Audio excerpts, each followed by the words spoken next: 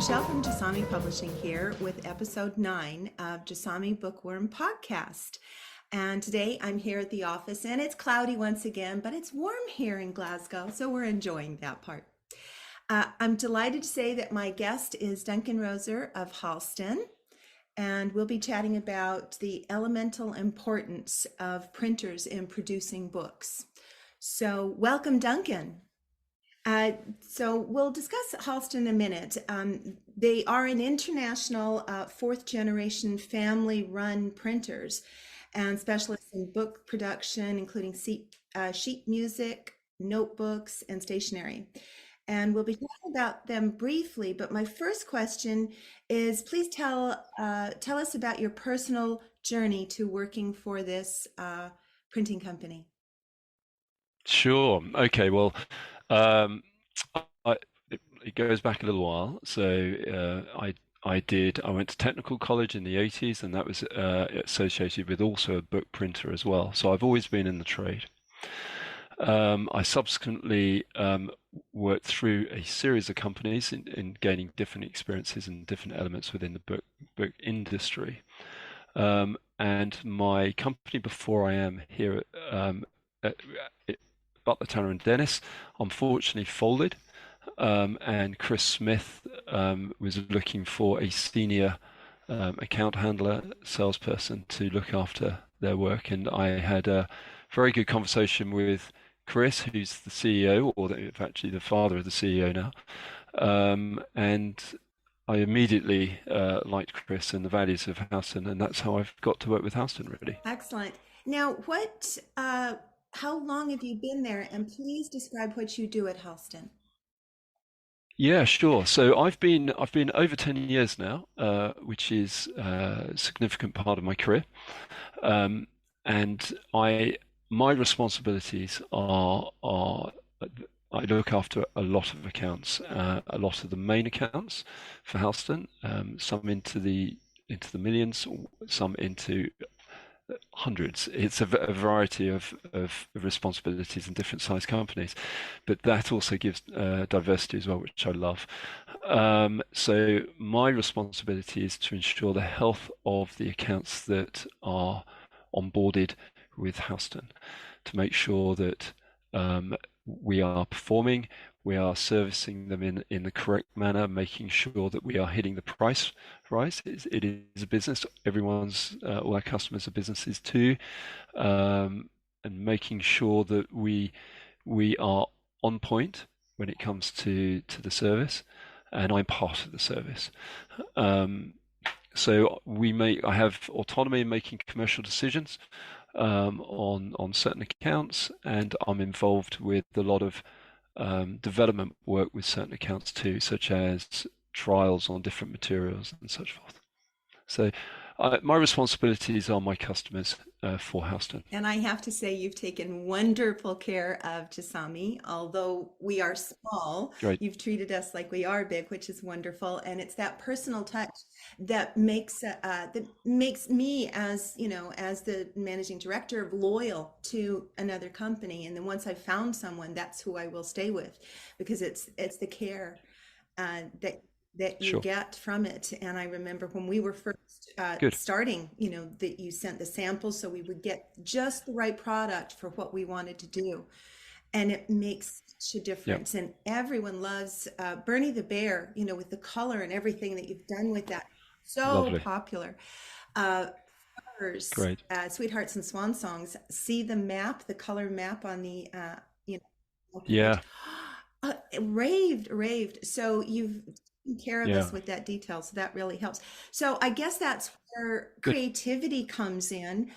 So It although you does. work with books, there is a certain amount of creativity that goes with it. Well, it's a byproduct, really. I wouldn't say I am a creative person, but I like to think I'm a problem solver. So I deal with creatives such as yourself and other customers who have ideas, and a lot of designers where they want to use different materials, and also different shade, like for example, color, metallic colors. And in fact, I was at the factory yesterday, and I was trialing a tint of metallic for a particular customer who wanted to have a vignette of metallic, and I wasn't too sure this was work, so we tried it. We literally we go into repro, we lay down some trial sheets, and we put it on press, and we trial it, and then we can actually say with evidence to the designer, yes, that works, that's brilliant, or you know what, this isn't so good, or you know, what do you think? So I I certainly I tried to think of myself as a problem solver rather than a creative, because I'm not a creative, but I try and solve their problems. Well, problem solving is creativity. And my Yes, I agree. Yep. personal ethos is a problem is an opportunity in disguise. And I say it to Yeah. all of the interns and everybody, my colleagues, everyone who works with us, and I start off every conversation with that when they first start with the company. A problem is an opportunity in disguise, and it shouldn't be feared, because often on the other side, it's led to something beneficial. And Oh, absolutely. Yeah, absolutely. And some of the experiments that we do, and sometimes, and we learn all the time. So, for example, yesterday we were running some. I ran some metallics, and it went from a solid 100% all the way down to 50%, and doing it intense. And we realized actually, on a silver metallic, if you go below 70%, it starts looking grey. So we now know going forward, if anyone wants to use metallic ink, don't go below 70%, and you know it's always there's every day's a school day. Um, yeah, it, it's it's good. very true. And then, of course, we wanted to give you our own little challenge. When I spoke about Bernie earlier, it's a flip book. So read from Yes, both ends into the middle. So that was the challenge, and you handled it yep. superbly. That was wonderful. Now, I know the last 2 years have been quite demanding professionally and personally. What what was the biggest challenge for you professionally? During the COVID Yes, I period, was trying Michelle. not to say COVID because I'm trying to remove it from from language. Yeah, it's a fair point. Okay, I'm with you that one. Yeah. So I think it had profound effects on everyone, right? So for me or for the business, um, business dried up straight away, right? So that became an issue. How do we protect our staff? How do we look after our staff? There Everyone who was an office based immediately worked from home, and everyone who wasn't in the factory, we did our level best to isolate them. I know it sounds horrible, but protect them through isolation. So we did all the due diligence and working with them in terms of how do we separate shifts, for example. We mitigated any spread of viruses in that way. We had contract work still to produce, so there was although it was lean on certain areas, it was still busy on other areas. Our first importance was to our staff and ensuring that we looked after them as best as possible. Then people like myself and other office-based people, we just had to work at home as the rest of the world did, and very quickly it became it actually became it was very efficient quite quickly, and I know that's largely and we're by fortunate a lot of our MIS systems are all cloud-based. So we didn't need separate VPN lines. We could just hook up to the cloud and we're off. Um, so that was on the business side of things, and that is subsequently picked up, and it's business is doing very well at the moment, and people have businesses have woken up, publishers have woken up. People want to publish more books and sing more songs and lots of things that we produce for people. So that's great. So we're very busy, which is good. On a personal level as well, the office operates a hybrid system now, where people can work from home if they feel more comfortable or they feel more effective, or or it's just better for that. Um, that's all good. So I do that too. And the important thing which I needed to do is create a structure for myself.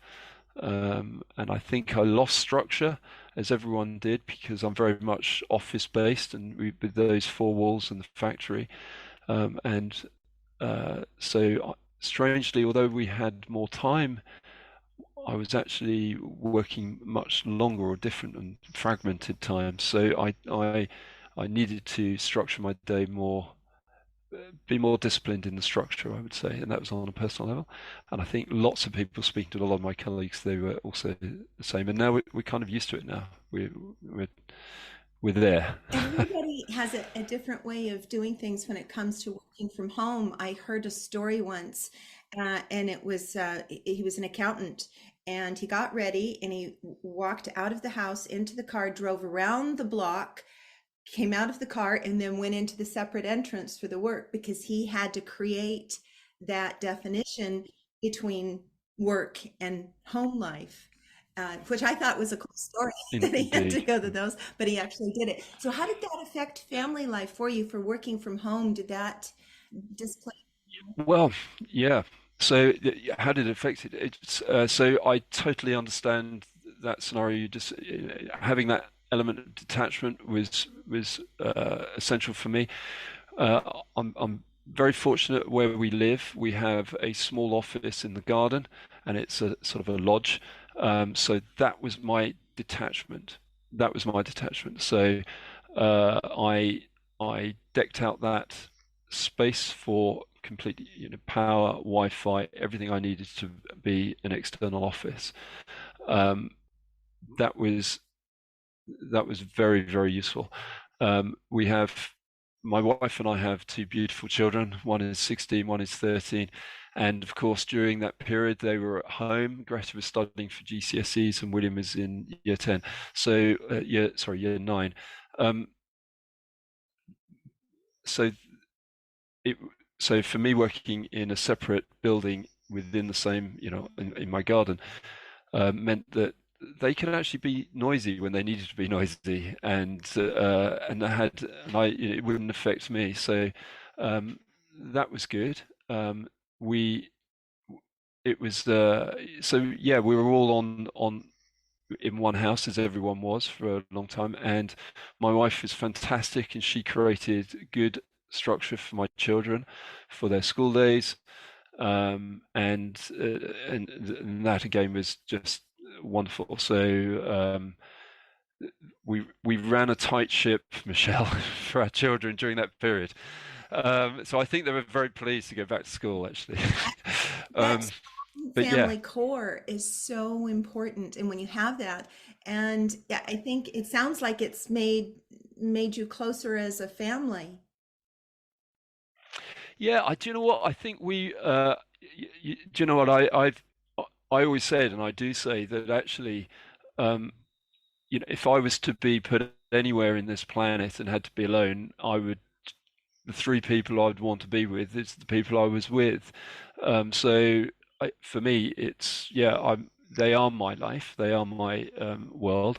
That might be slightly different to my 16-year-old daughter, though, and rightly so. I may not be high on their priority to see all the time. So I think it was hard on our younger generation, where they they don't want to be with mum and dad all the time.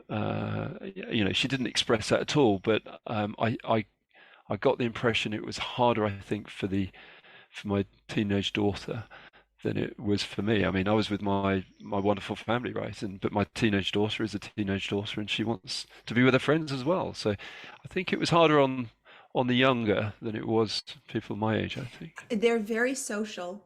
I think the part that they were social with that they've been fortunate is with social media, and that they can. Yeah, I think social media has its place. I think like anything that's abused or used too much, it's not good for them. And sure. and children and teenagers should be out in the world with their friends. In fact, we were Yeah, saying that yeah, I was just chatting the other day that they don't often get out enough, especially children playing. It's a different world now. So your daughter's 16. So were there any other milestones that Yeah. happened in the last couple of years that you were able to celebrate? Well, yeah, actually, my during this period, my wife had an epiphany and changed. So she changed. So my wife is Swedish, and so she was a journalist by trade. She worked as a TV producer, and then when we finally settled here in just south of London, she was working part-time while raising the family to a Scandinavian firm. Worked really well, but it wasn't really a calling. But she decided to become a teacher, and so she has a degree, a Swedish degree that got that converted and recognized for English, and then she's applied for a SCIT, which is an acronym for like school, intern, blah, blah, blah, I'm not quite sure. While doing a year teacher training, she's finished that, she's completed it, and she's got her first role as a teacher. And she started last month as a full-time teacher in a school about 5 miles away, and she is thrilled. And so am I. I'm very proud of her. She's worked hard over the last 18 months to get to this position, and she's a natural teacher. If you ever met my wife, you'd understand she's just a very capable woman, and I think it's a wonderful thing she's done. So that's a big thing over the last couple of years. That's a huge milestone, and what a Yeah. great accomplishment. What are the ages of the children she's teaching? So she decided to choose junior school rather than secondary school, and I think I think that's better. On a teaching isn't my calling in any shape or form, but I think the smaller ones she's busy all the time, and there's lots of problems, but the problems are small in comparison to the bigger children. So she works in primary school. So from reception up to year 4 or 5 it is, or maybe even 6. I'm like, yeah, year 6.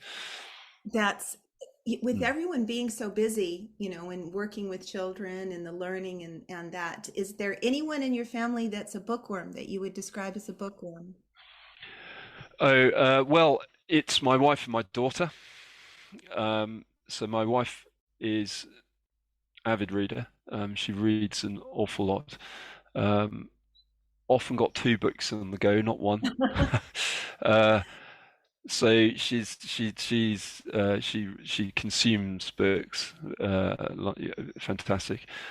My daughter probably exactly the same, but and since GCSEs, she starts her A levels in September, and over the last few weeks since she's been off, um, quite often I'd see her in the house in the corner just reading. Um, so it's definitely the ladies of the house who are leading the way when it comes to reading. Um, Less so for me. I have a book going on all the time, but it takes longer. I read at night. I shamefully fall asleep quite easily. It's almost like a stimulant to fall asleep. And my son, who's 13, we are encouraging him as much as possible to read more and more. So he needs a little bit more encouragement. We've yet to teach him the love of reading. He reads because he has to at the moment, rather than he wants to. It's slightly different, but he'll get there. I think everybody goes through cycles, Duncan, throughout their life, when certain Yeah, genres that you might read when you're younger. And I think that I yeah, think the very positive part of reading is how it stimulates the imagination. brilliant. Yeah, I And agree. when for myself, when I'm reading a book, it's like running a movie in my head. And that's how I judge the books, Yeah, actually, when they come through, when someone submits a book to us. If I can read it and absorb it and be invested in the characters, and it's a movie running in the head, I know that I've got something that's really wonderful. Does yeah, yeah. Now, and is there any particular genres that they prefer one over the other, like young adult or Um, mystery? yeah. So nearly all fiction, and if it's so. so my daughter's into sort of teen fiction, whatever it may be. There's often sort of you pick them up, they're different books all the time, but they're pretty much all the same sort of teenage books, which is fine, absolutely. But we do not have a problem whatever they read as long as they read, Yeah. right? My wife is really diverse. It could be they're always novels, and they're through recommendations, and and quite often they're Swedish books as well. So she's got a lot of Swedish friends, and that could be nearly, there's not one particular genre it could be mystery, or it can be vast. um, so for William and I at the moment, I'm so we're going through we're revisiting some books I read quite a lot with William at the moment, so just to try and encourage that. And also I actually um, I when they were very small, Michelle, I always used to read to them at night, and I just loved that big time. So over after the last few months, to encourage William, we've been doing a chapter each, or a paragraph each, or a few pages each, whatever it may be, of a particular book. And currently at the moment, we're revisiting a book that we read years ago, which was very good, and that was Pax by Sarah Pennypacker, an American author, and it's a fictional sort of it's about a fox trying to get home through this fictional world, and it's just incredibly well written. So she's a very talented author, and we so he's into that book, and I'm encouraging that, and just sitting with him in the evening and just relaxing and reading a few pages before he goes to bed, and that's good. I love that. And the wonderful part of that, it's another way to spend family time together, which is so important. Yeah, And I know a lot of yeah, families have been lovely. together over the last 2 years, but it's not just about, I always say it's not about quantity, it's about the quality of time that you do Sure. spend together. So now, to kind of pop back to Halston, I have a couple of questions about Mm, that. What would you say is the most enjoyable part of your job at Halston? And I know you spoke briefly about discovering new, like the Metallica. Um, sure. Yeah. what's your Um, most enjoyable part? I, Unquestionably, it's working with people, and that's both customers and my colleagues. I'm very fortunate that we've got a great team at Halstan, um, but it's all about people. I think all the businesses, any business, it's about a collective group of people, and that's the business. It's not the brand. It's not the logo. It's about the people. So my personal interaction with our customers, I relish. I really like that, um, and many of them are friends. I've been to many weddings of my family, my customers. So that's how close we get. Um, so, and again, I think probably the biggest element of enjoyment is when you solve a problem. When I was going back to, I'm a problem solver. When you solve a problem that they're trying to achieve, whether it be within financial straits, whether it be design straits, whatever it may be, you solve a problem for these people, and it's a good feeling. It's a great feeling. It is helping people. Essentially, it comes down to helping people. Yeah, sure. And this leads right into my next question. This podcast is about entertaining, but it's also about Mm, expanding the knowledge base and awareness about the publishing industry to the general public, sure. because there's so much behind it, and they don't Mm, often understand why this book is this, and why it's produced here and such. Um, a lot of okay. the industry is now working on self-publishing, and I Mm. was wondering if you deal with self-publishing authors at all for printing their works. Yes, we do. Yeah, we do. We have and it is a growing element of the publishing world. Um, so we always deal with we've always dealt with small publishers, but now we also get self-publishers too. yeah, so we definitely deal with that. Yeah, So sure. what advice would you give to someone who wants to do a self-publishing about the book, about printing? Mm. How should they prepare it? What's the best advice you could give to them?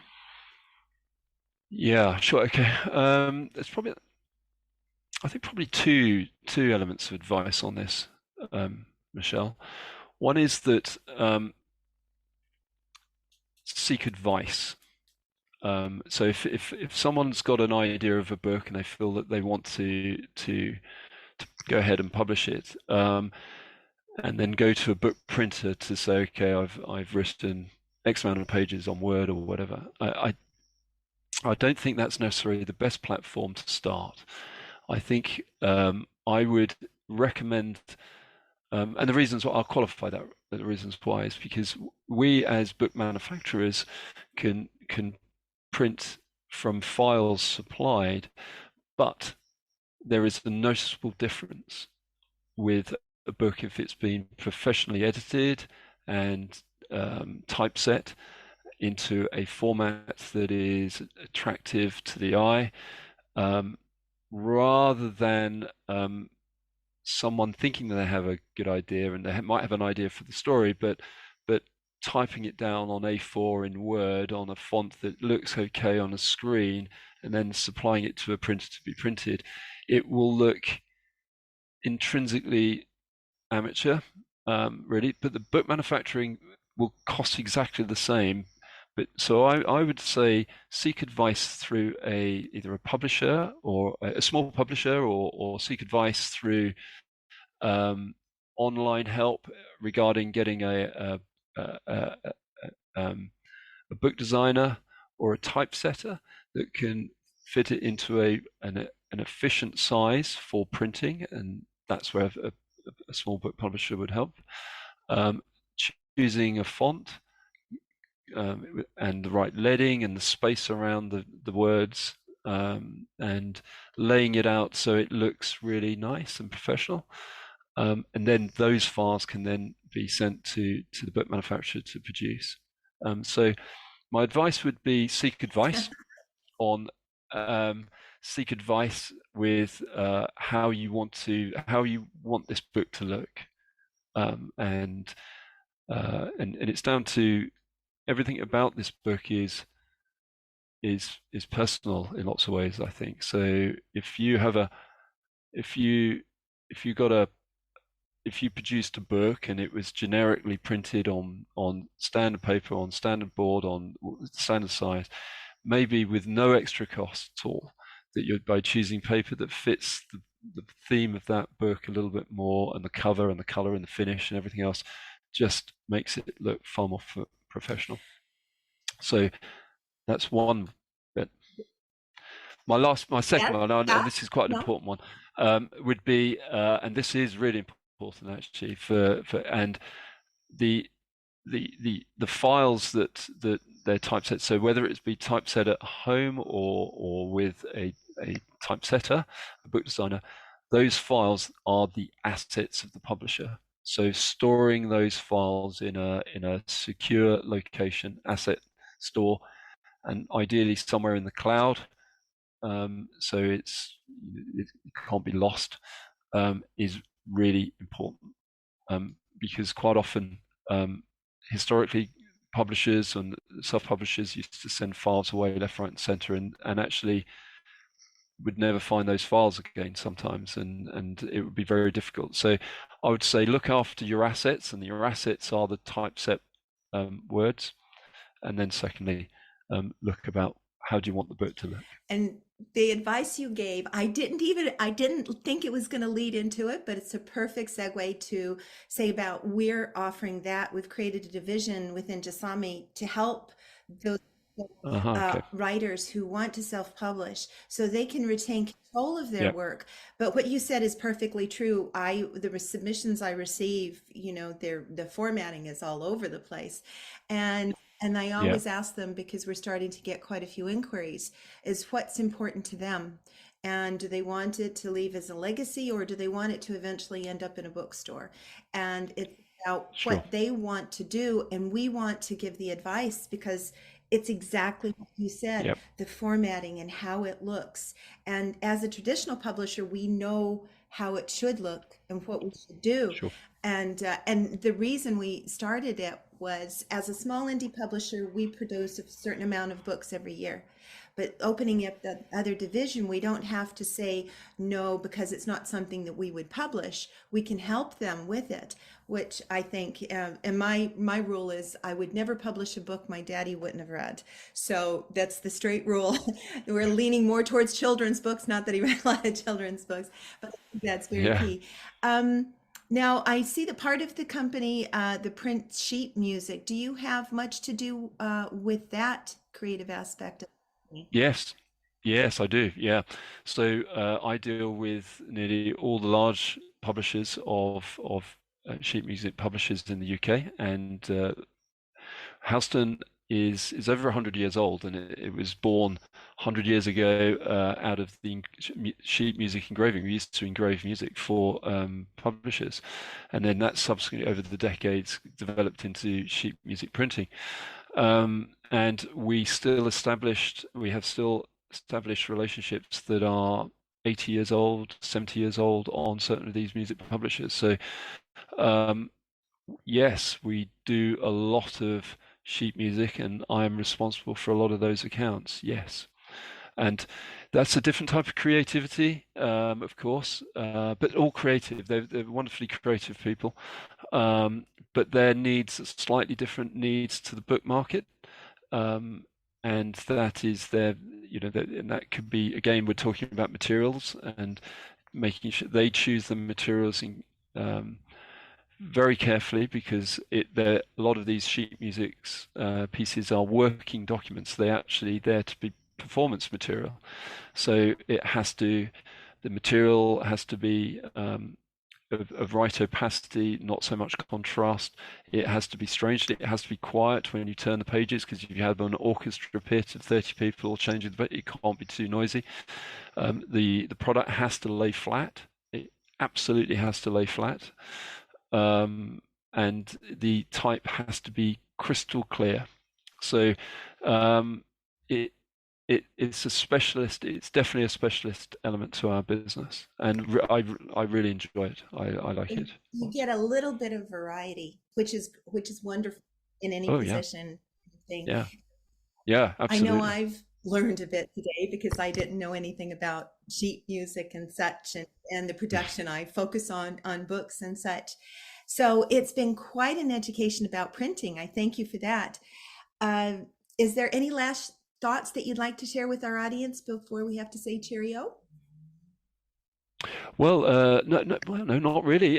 Just to first of all, thank you for this opportunity, Michelle, and I hope I certainly, if I was a self-publisher, I would seek advice, and you'd be top of the list on that one, because I know the books you produce are lovely.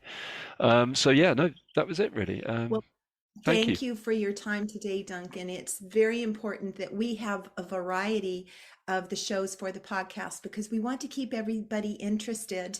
And as I said, it's not all about Jasami, but there is a little touch of us in there everywhere.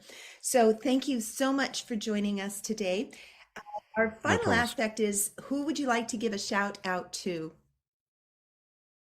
All my colleagues. It has to be all my colleagues. They're absolutely fantastic, every last one of them, and it's a great team. So it would be all them. Absolutely. Wonderful. Well, that's fantastic. I have my personal shout out. I want to thank Ricky and Helen for your contribution to our crowdfunding campaign.